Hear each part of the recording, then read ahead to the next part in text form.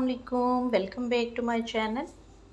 ये है jade plant, semi succulent plant है और इस प्लांट के ऊपर मैं काफ़ी दफ़ा डिटेल वीडियो शेयर कर चुकी हूँ। आज इसका मैं कर रही थी थोड़ा सा काम, क्योंकि ये काफ़ी ओवर ग्रोथ हो गया था।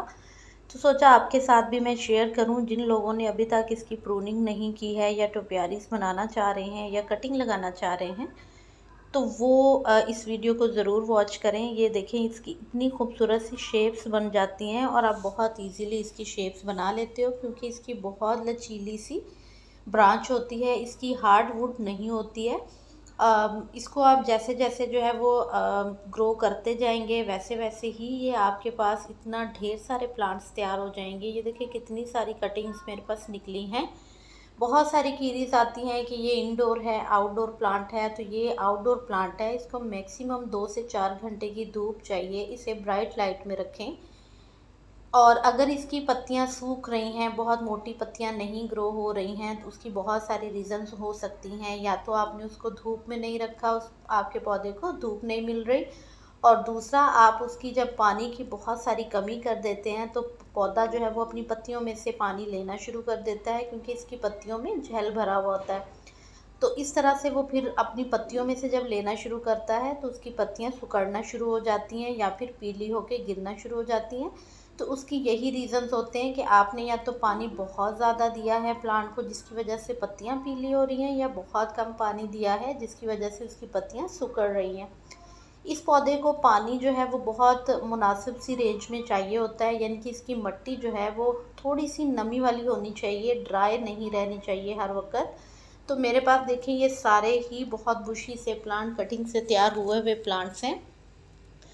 तो अगर किसी को ये प्लांट चाहिए है तो मेरे साथ वो आप इंस्टाग्राम में कांटेक्ट कर सकते हैं। इंस्टाग्राम का जो लिंक है वो मैंने अपने चैनल के डिस्क्रिप्शन में दिया हुआ है। आपको अगर ये प्लांट चाहिए तो आप कांटेक्ट कर सकते हैं, आपको ये प्लांट मिल जाएगा। बहुत ही प्यारे से बुशी प्लांट्स हैं और इनकी कुछ की मैं करूँगी कटिंग्स, और फिर मज़ीद हम लगा देंगे इनकी कटिंग।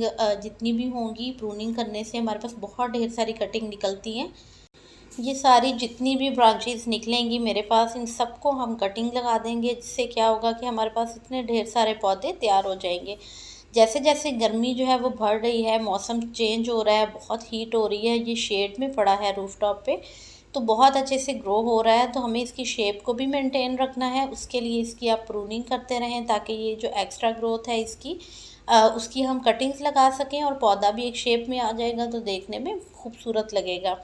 तो कोशिश करें जब भी आप इसकी कटिंग करें, किसी तेज़ जो हमारे पास नाइफ़ है या तेज़ कटर है उसके साथ ही करें, जो सिर्फ आप प्लांट्स की कटिंग के लिए ही यूज़ करते हैं। उसके अलावा इसकी खाद की रिक्वायरमेंट की अगर हम बात करें, तो अभी जैसा वेदर चल रहा है, आपने इस पौधे को कोई खाद नहीं देनी है, सिर्फ एक फर्टिलाइज़र है जो कि आने वाले एक वीडियो में शेयर करूँगी।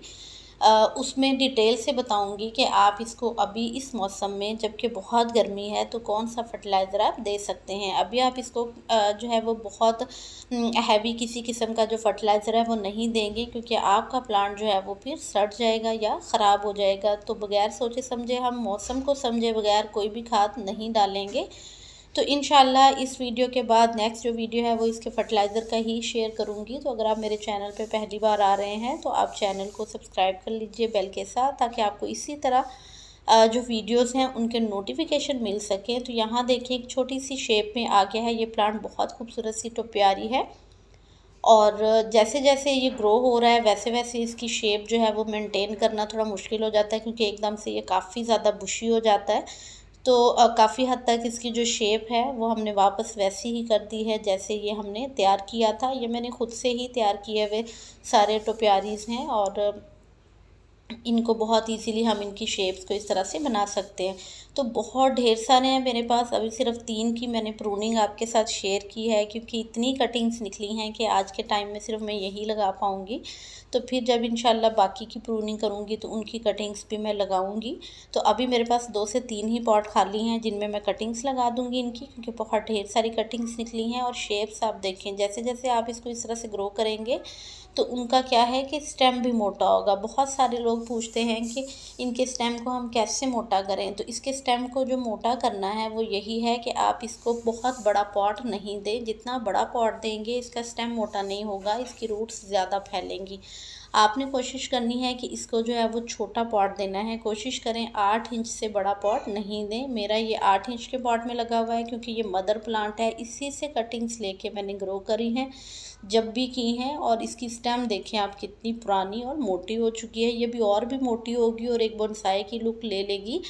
और इसके लिए जब भी आपने मिट्टी तैयार करनी है, कोशिश करनी है कि आपने भुरभुरी सी मिट्टी तैयार करनी है, जिसमें खादों की क्वांटिटी आपने सिर्फ 40% रखनी है। बहुत ज़्यादा खादें नहीं डालनी, रेत डालें, मिट्टी डालें और बाकी जो है वो आप 30 to 40% उसमें कोई भी ऑर्गेनिक खाद डाल दें, पत्तों की खाद डाल दें या फिर काऊ डंग सड़ा हुआ वो डाल सकते हैं, किचन वेस्ट वाली कंपोस्ट डाल सकते हैं। मेरे हर पॉट में इसकी कटिंग्स लगी हुई हैं, बहुत ढेर सारी। जब भी मैं प्रूनिंग करती हूँ इनकी कटिंग्स लगाती हूँ और काफ़ी ढेर सारे पौधे मेरे पास तैयार भी हैं। कुछ की प्रूनिंग नहीं की है, वो बिल्कुल किसी शेप में नहीं है, बस वैसे ही ग्रो हो रहे हैं बुशी से और बहुत अच्छे से ग्रो हो रहे हैं। इसको जब मैंने सीज़न स्टार्ट हुआ था तब खाद दी थी, जो कि देना आपके साथ मैंने शेयर भी की थी।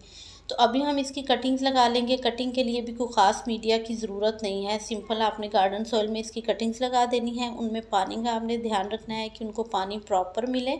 और जिसको प्लांट्स चाहिए हों वो मेरे साथ ज़रूर कांटेक्ट करें, इंशाल्लाह उनको प्लांट्स मिल जाएंगे। वीडियो अच्छा लगा हो तो लाइक और शेयर कर दीजिएगा। अल्लाह हाफिज़।